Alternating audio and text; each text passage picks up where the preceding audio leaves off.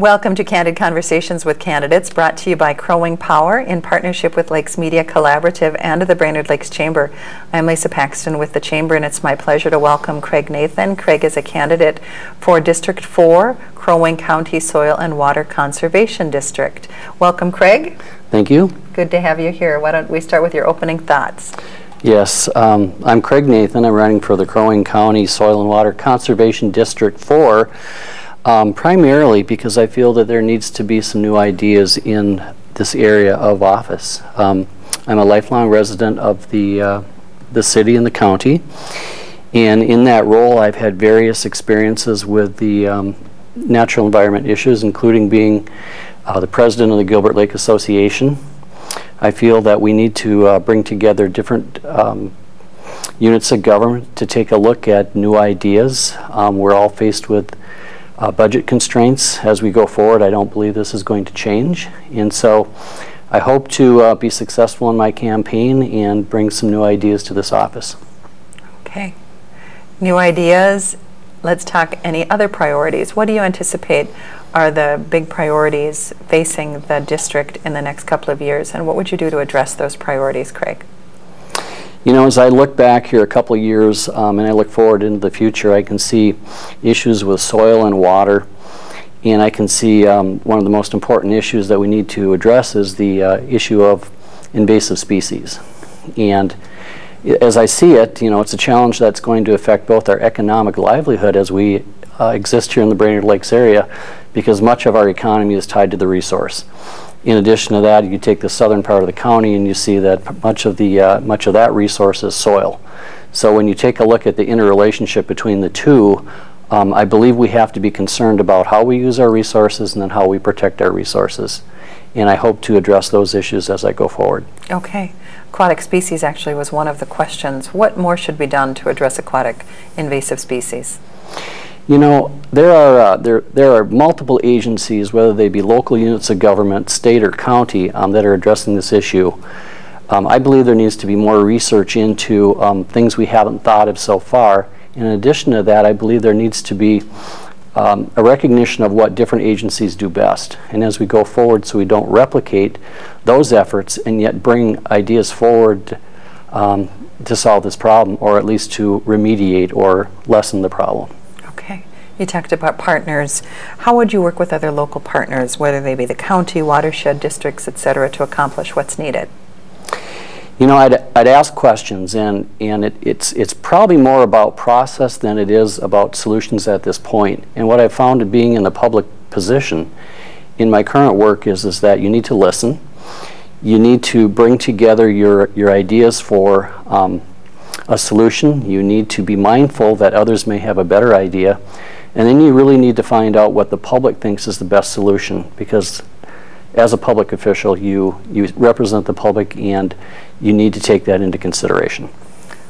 Soil and Water Conservation District isn't a really well-known position. It's hard to recognize the people that are in office on the streets in that position. Craig, how do you get that input from the public? Excellent question. And there are processes where we bring people together. We make announcements that this is an issue. We can use the media. We can form task forces.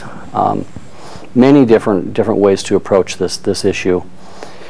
Mostly, I think we need to identify who is in a position to have the best contact with the public, and utilize those agencies to spread the word, so to speak, and then form a possible solution for bringing people together. Okay. What do you see as budget priorities for the Soil and Water Conservation District? You know, budget is very interesting, and I know from reading some of the minutes of the Soil and Water Conservation District proceedings that budget is a very important issue. You know, another an avenue that I believe that we can tap as a region if we work together a little bit closer is the legacy funding. The legacy funding has proven to produce a lot of money and a lot of funding for local efforts, and it is geared towards local efforts. And so you know, when you start taking a look at budget constraints coming from taxpayers or tax levies and see the decreases, and then you take a look at the legacy funding, I believe coming together with common problems to find common solutions with that in mind is probably the best approach. Can you clarify for the viewers what legacy funds are, Craig? Legacy funding comes from the sales tax that is coming from everything that we purchase. And originally designed and approved by the voters was to be able to provide for soil and water, conservation, the arts, and to be able to be a mechanism to spread that resource and to share that at a local level in response to local needs. Okay, great, thanks.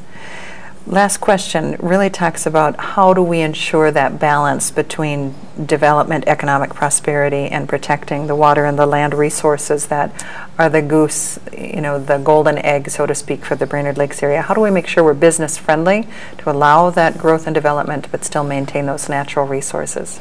Well, you know, I don't know if I have the answer, but I certainly can take a look at a need to look at both the economy and then take a look at the natural resources.